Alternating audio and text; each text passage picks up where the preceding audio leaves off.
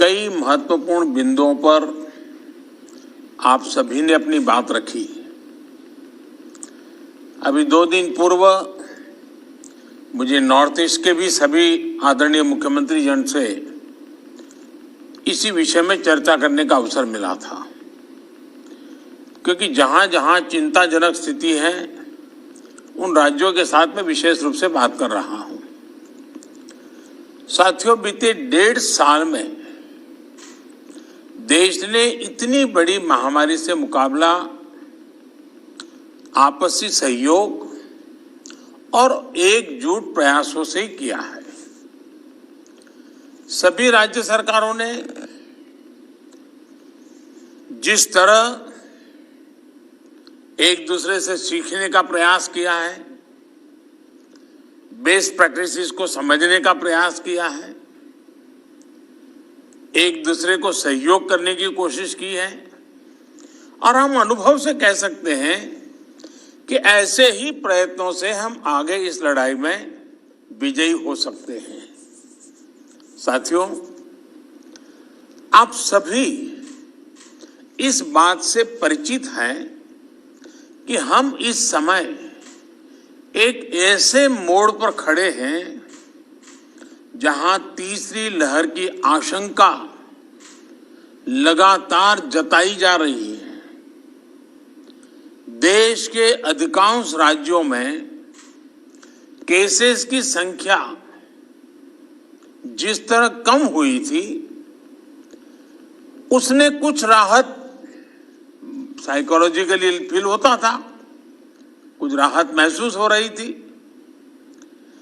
विशेषज्ञ इस downward trend को देखकर उम्मीद भी कर रहे थे कि जल्द ही देश दूसरी लहर से पूरी तरह बाहर आ जाएगा, लेकिन कुछ राज्यों में केसेस की बढ़ती हुई संख्या अभी भी चिंताजनक बनी हुई है।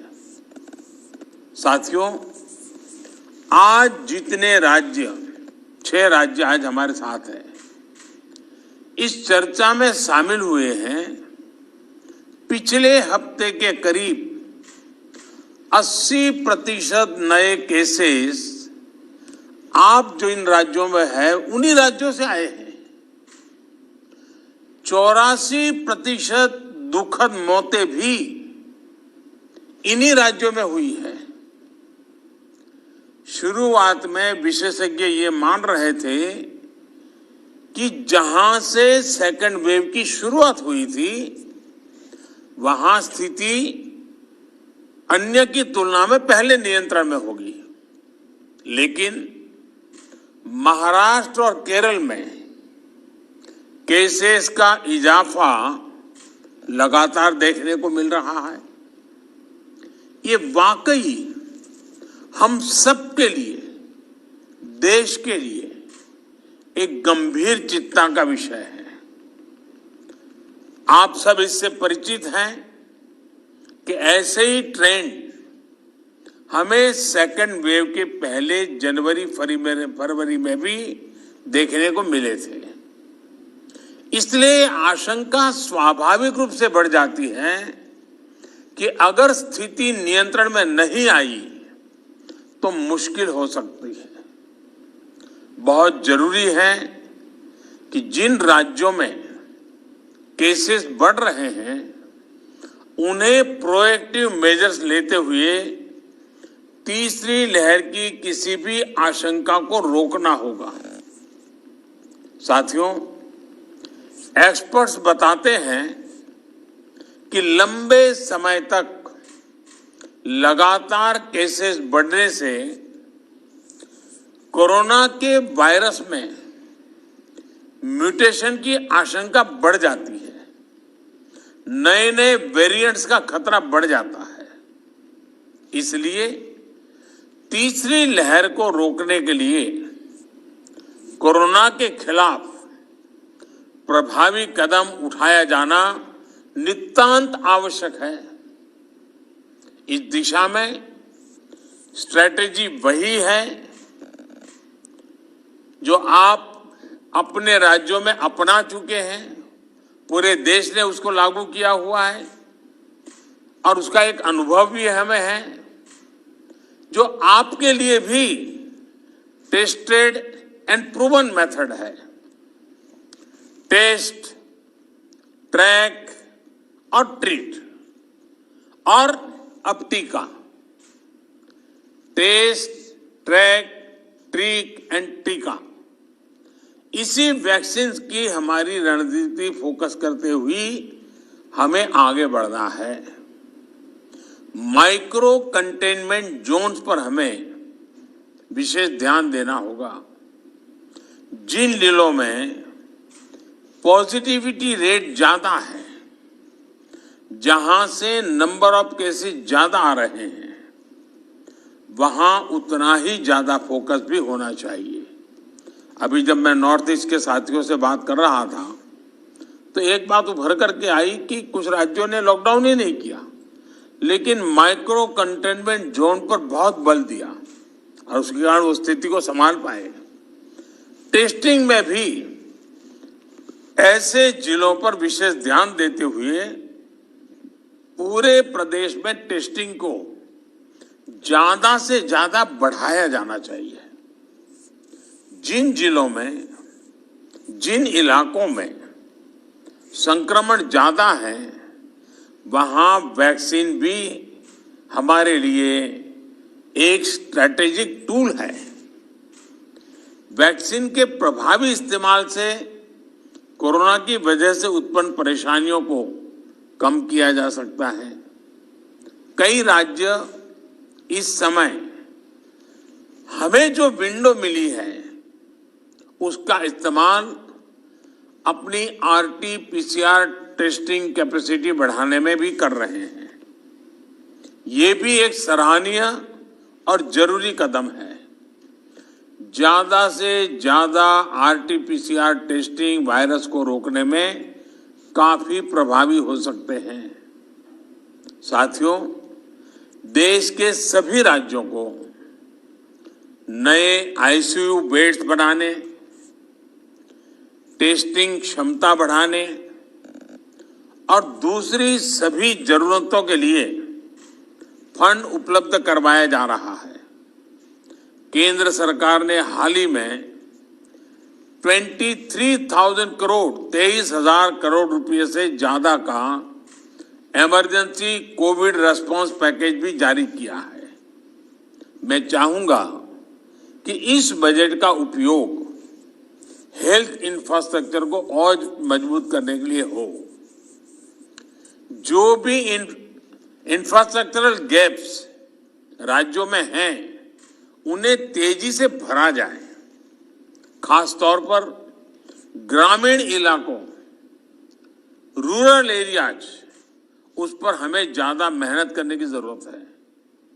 इसके साथ ही सभी राज्यों में आईटी सिस्टम्स, कंट्रोल रूम्स और कॉल सेंटर्स का नेटवर्क मजबूत करना भी उतना ही जरूरी है। इससे रिसोर्सेज के डेटा, उसकी जानकारी पारदर्शी तरीके से नागरिकों को मिल पाती है।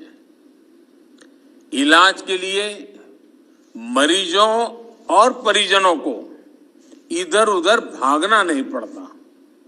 साथियों, मुझे बताया गया है कि आपके राज्यों में जो 332 पीएसए प्लांट्स एलोकेट किए गए हैं, उनमें से 53 कमीशन हो चुके हैं। मेरा सभी राज्यों से आग्रह है कि इन पीएसए ऑक्सीजन प्लांट्स को जल्द से जल्द पूरा करें। किसी एक सीनियर अफसर को स्पेशली यही काम में लगाइए और 15-20 दिन का मिशन मोड में इस काम को आप पूरा करवाइए।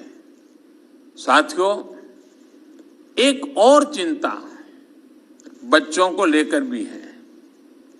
बच्चों को कोरोना संक्रमण से बचाने के लिए हमें अपनी तरफ से पूरी तैयारी करनी होगी। साथियों, हम देख रहे हैं कि पिछले 2 हफ्तों में यूरोप के कई देशों में एकदम तेजी से केसेस बढ़ रहे हैं। अगर हम पश्चिम में देखें, चाहे यूरोप के देश हों, चाहे अमेरिका, इधर हम पूरब में देखें तो बांग्लादेश, म्यांमार, इंडोनेशिया, थाईलैंड बहुत तेजी से केसेस बढ़ रहे हैं और कल्पना बाहर का एक प्रकार से कहीं पर 4 गुना, कहीं 8 गुना, कहीं 10 गुना बढ़ोतरी आई है। ये पूरी दुनिया के लिए और हमारे लिए भी एक चेतावनी भी है, एक बहुत बड़ा अलर्ट है। हमें लोगों को बार बार ये याद दिलाना है कि कोरोना हमारे बीच से गया नहीं है। हमारे यहाँ ज्यादातर जगहों में अनलॉक के बाद की जो तस्वीरें आ रही हैं वो इस चिंता को और ज्यादा बढ़ाती हैं। इसका जिक्र मैंने अभी नॉर्थ ईस्ट के सब साथियों से बात कर रहा था, उस दिन भी किया था। मैं आज फिर से जोर देकर के इस बात को दोहराना चाहता हूं। आज जो राज्य हमारे साथ जुड़े हैं, इनमें तो कई बड़े मेट्रोपॉलिटन शहर हैं, बहुत सघन आबादी वाले हैं। हमें इसे भी ध्यान में रखना होगा। सार्वजनिक स्थलों पर भीड़ लगने से रोकने के लिए हमें सजग, सतर्क और सख्त होना पड़ेगा। सरकार के साथ साथ अन्य राजनीतिक दलों, सामाजिक संगठनों और एनजीओज को, सिविल सोसाइटी को साथ लेकर हमें लगातार लोगों को जागरूक करते रहना है। मुझे विश्वास है कि आप सबके व्यापक अनुभव इस दिशा में काफी काम आएंगे। आप सबने इस महत्वपूर्ण बैठक के लिए समय निकाला, इसके लिए आपका बहुत बहुत धन्यवाद। और जैसे आप सभी आदरणीय मुख्यमंत्री जी ने उल्लेख किया, मैं हर पल अवेलेबल हूं, हमारा संपर्क बना रहता है। आगे भी मैं हमेशा अवेलेबल रहूंगा ताकि हम सब मिलकर के इस संकट से मानव जात को बचाने के इस अभियान में अपने अपने राज्यों को भी हम बचा सकें। मेरी आप सबको बहुत शुभकामनाएं हैं। बहुत बहुत धन्यवाद।